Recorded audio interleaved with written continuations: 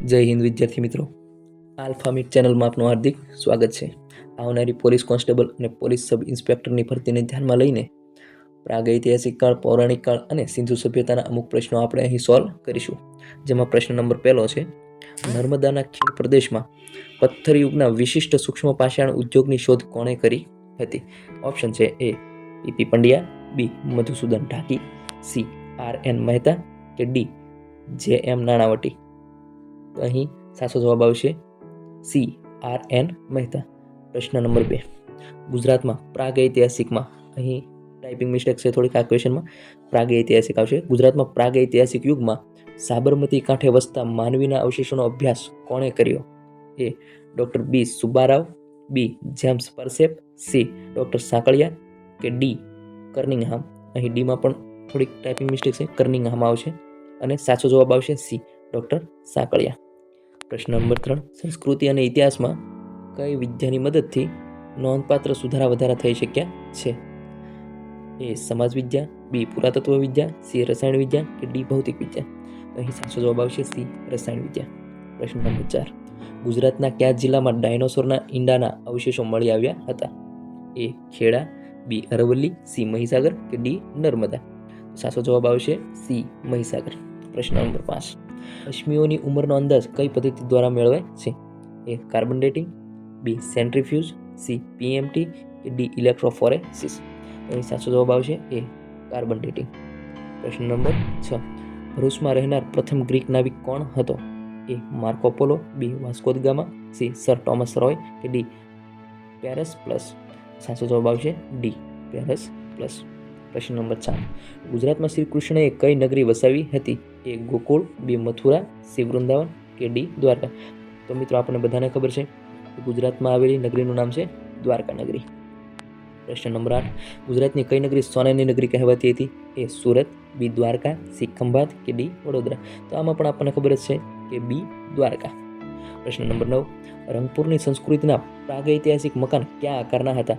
A C આકારના, બી ઈ આકારના, C L આકારના કે ડી આકારના. તો અહીં સાચો જવાબ આવશે સી એલ આકારના હતા. પ્રશ્ન નંબર 10, દ્વારકાધીશના અનન્ય ભક્ત બોડાણાનું મૂળ નામ કયું હતું? એ વિજયસિંહ ઠાકોર, બી ગોકુલનાથ, સી સિદ્ધસેન દિવાકર, ડી હરિદાસ. તો અહીં સાચો જવાબ આવશે એ વિજયસિંહ ઠાકોર. પ્રશ્ન નંબર 11, રંગપુરમાં માટીના ચળકતા લાલ વાટકાઓ ઉપર કોની આકૃતિ દોરેલી છે? એ હાથી, બી વૃષભ, સી મોર કે ડી હરણ. અહીં સાચો જવાબ આવશે બી વૃષભ. પ્રશ્ન નંબર 12, લોથલની સંસ્કૃતિનો નાશ કયા કારણસર થયો હતો? એ બાહ્ય આક્રમણ, બી પાણીના પૂર, સી દરિયાઈ વેપાર કે ડી સામુદ્રિક ફેરફાર. તો પાણીના પૂર દ્વારા લોથલની સંસ્કૃતિનો નાશ થયો હતો. પ્રશ્ન નંબર 13, ધોળાવીરા કયા જિલ્લામાં આવેલ છે? એ વલસાડ, બી કચ્છ, સી જામનગર કે ડી રાજકોટ. તો ધોળાવીરા આવશે કચ્છ જિલ્લામાં, બી. પ્રશ્ન નંબર 14, ધોળાવીરા કઈ સભ્યતાનું શહેર છે અથવા તો ખાલી જગ્યા સભ્યતાનું શહેર છે? એ મૈત્રક, બી ગુપ્ત, સી ચાલુક્ય કે ડી સિંધુ. તો ધોળાવીરા સિંધુ સભ્યતાનું શહેર છે. સાચો જવાબ ડી સિંધુ. પ્રશ્ન નંબર 15, નીચેનામાંથી કયા હડપ્પા સંસ્કૃતિના અવશેષો મળેલ છે? કઈ જગ્યાએથી હડપ્પા સંસ્કૃતિના અવશેષો મળેલ છે?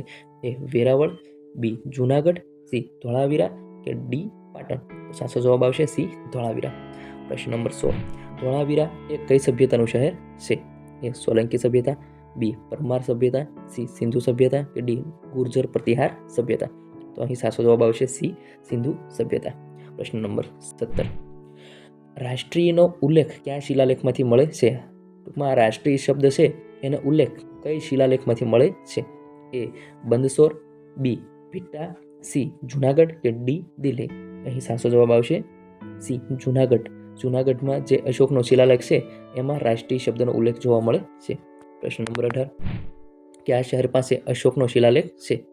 તો હમણાં તે આપણે નેક્સ્ટ ક્વેશ્ચનમાં જવાબ આપ્યો ડી જુનાગઢ. પ્રશ્ન નંબર 19, વિક્રમ સંવતના પ્રથમ દિવસને શું કહેવાય છે?